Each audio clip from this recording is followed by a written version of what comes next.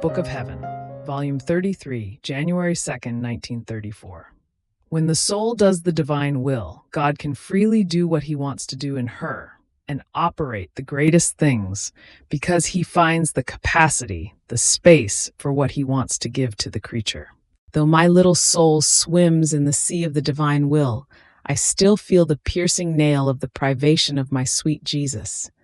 My God, what a harrowing pain, what a torture is my painful existence. Oh, how I would like to shed rivers of tears. If it were possible, I would like to transform the very immensity of the divine will into bitter crying, to move my sweet Jesus to pity, who flies away from me, but without even telling me the place of his dwelling or showing me the way, the mark of his steps, that I might be able to reach me. My God, my Jesus, how can you not be moved to compassion for this little exiled one, tormented only for you and because of you? But while raving from his privation, I was thinking to myself about the divine will, and I feared that its dominion, its life, might not be present in me. And because of this, my eternal love, Jesus, leaves me, hides, and does not care about me. And from the heart I was asking for his forgiveness.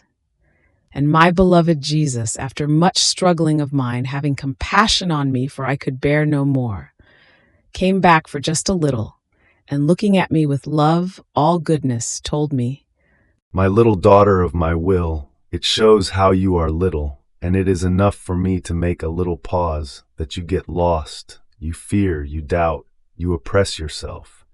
But do you know where you get lost? In my will. And I, seeing you in it, do not hasten my coming, because I know that you are in a safe place. Now you must know that when a soul does my divine will, I can freely do whatever I want in the soul and operate the greatest things. My will empties her for me of everything and forms the space in which I can put the sanctity of an infinite act of mine, and the soul places herself at our disposal. Our will has matured her and has rendered her adaptable and fit for receiving the creative and operative virtue of our Supreme Being.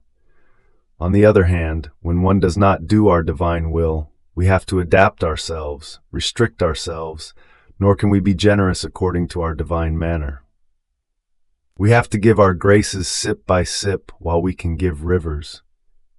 Oh, how heavy it is for us to operate in one who does not possess our will. If we want to make ourselves known, she is incapable, because the human intelligence without our will is like a foggy sky which, obscuring the beautiful light of reason, is as though blind before the light of our knowledges. So it may be there in the midst of the light, but incapable of comprehending anything. It will always be illiterate before the light of our truths. If we want to give our sanctity, beauty, and love, we have to give them in small doses, as though broken into small pieces, because the human will is cluttered with miseries, with weaknesses and defects. Therefore it becomes incapable and also unworthy to receive our gifts and what we want to give her. Poor human volition, without our will it cannot adapt itself to receiving the virtue of our creative works, the strong embraces of its creator, our loving stratagems, the wounds of our love. And many times it tires our divine patience and forces us not to give it anything. And if our love forces us to give something, it is for it like a food that it cannot digest, because, not being united with our will, it lacks the strength and the digestive virtue to digest what belongs to us. Therefore it shows immediately when our will is not present in the soul. True good is not for her. Before the light of my truths, she goes blind and becomes more stupid, nor does she love to know them. On the contrary, she looks at them as if they did not belong to her. The complete opposite for one who does and lives in my will. Fiat.